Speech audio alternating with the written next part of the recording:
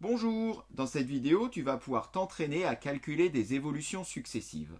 Alors si jamais cet exercice te pose des difficultés, n'hésite pas à cliquer sur le lien SOS ici à droite.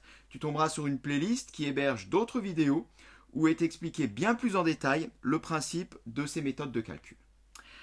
Ici donc je te laisse résoudre cet exercice et donc mettre la vidéo en pause. Correction. Bien, la première des choses à faire, c'est de transformer donc tous ces taux d'évolution en leur coefficient multiplicateur, parce que c'est grâce à lui qu'on va pouvoir effectuer les calculs. Alors on va les écrire successivement, tous ces coefficients multiplicateurs. Donc, par exemple, pour le premier, moins 1%, eh bien, cela correspond à 0,99, à multiplier par 0,99, puisque j'enlève, donc 1% c'est 1 centième, j'enlève 1 centième à l'unité. Quand tu vois une augmentation de 3%, donc plus 3%, cela correspond donc à multiplier par 1,03. Donc là, cette fois-ci, à l'unité, à 1, je rajoute 3 centièmes, 3%, 1,03.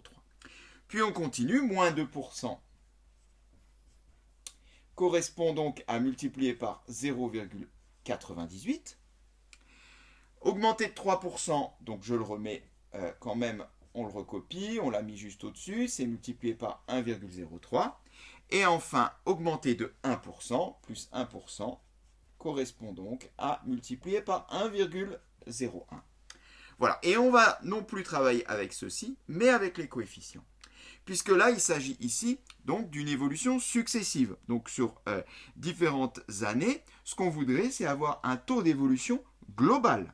Eh bien, le taux d'évolution global s'obtient tout simplement en multipliant toute cette série de coefficients, c'est-à-dire 0,99 fois 1,03 fois 0,98 fois 1,03 fois 1,01.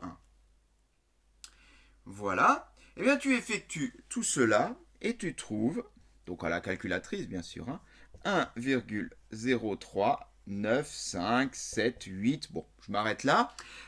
Il est quand même important d'aller suffisamment loin. Parce que si par exemple tu choisis de t'arrêter au dixième, il faut savoir que c'est un arrondi qui n'est pas bon du tout. Puisque au dixième pour le coefficient multiplicateur, on le voit, le passage de là à là, cela correspond à la dizaine de pourcents.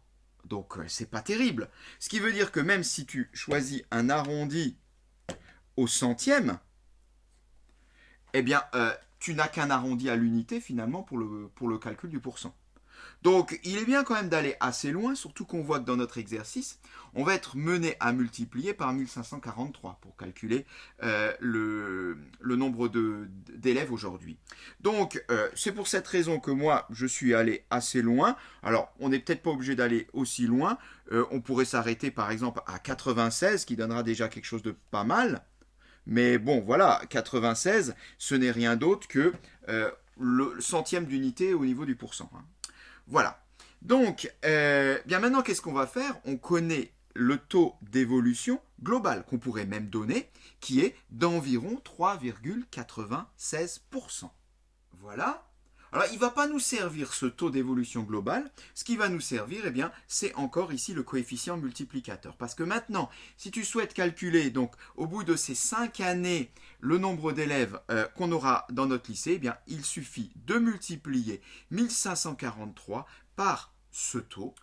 Et tu trouves 1604,1. Donc, on va mettre environ 1604 élèves. 1604 élèves, donc, à l'issue des 5 ans.